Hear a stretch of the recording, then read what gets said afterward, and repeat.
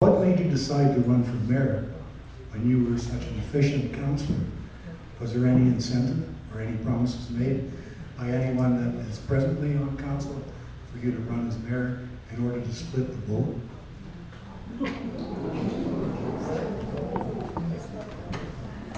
Thank you for the question, Ron. There was absolutely no one influenced me on the present council or anywhere else to run for mayor.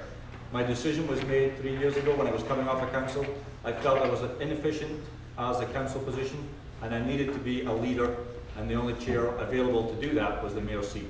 So my decision was made as I was coming off a council. I actually spoke to Ron Paul, my colleague that used to sit next to me at the council table, and he well knows that 3 years ago my decision was formed on that.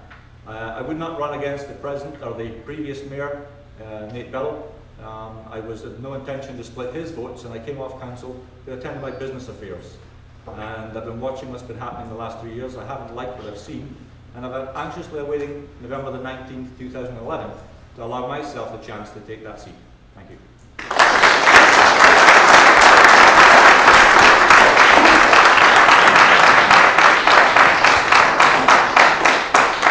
As I had promised, we would take a quick 10 or 12-minute break for a coffee and a glass of water and use the facilities if needed.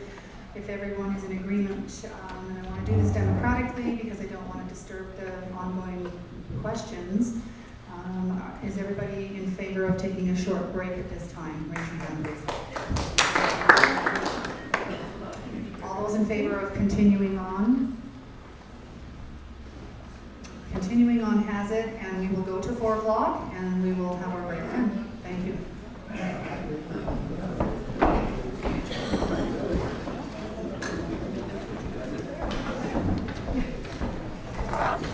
I'll take another question. Is Victor Hegan in the room?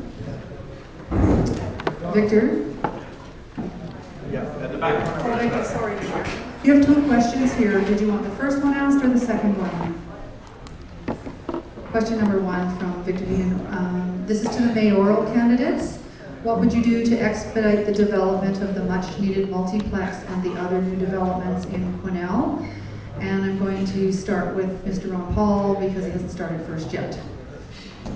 Thank you. From the guy in the middle. I actually sparked the debate at the All Candidates Forum over at Coraloo on a Plan B or an alternate plan, much to the chagrin of the incumbent mayor, and I can tell you very much to the chagrin of the chairman of the Multi-Centre Fundraising Committee. In fact, the Multi-Centre Fundraising Committee chair even told me that I was trying to kill the project. You know what? I am all in favor of the multi-centre. It was a major point or plank in my platform in 08, and it still is. We need to respect and carry out the mandate, but nothing has happened in the last 3 years. Yeah, we've done a little bit of window dressing, but I'm thinking that we're going to need to look at some contingency planning, and I have some ideas that I would like to discuss with the committee. In fact, in my closing comments, I'll be alluding to one of those ideas. But certainly we need to think outside of the box with respect to the multi-centre. We need that hockey rink and we need that theatre. I don't think that we really need the convention space that's in between. That was something that was not asked for by the people. That was asked for by Jim Savage, who was our economic development officer at the time. And so I think that there's a way to, you know, we may end up separating the 2 facilities. And if we do, I don't think that that's a bad thing.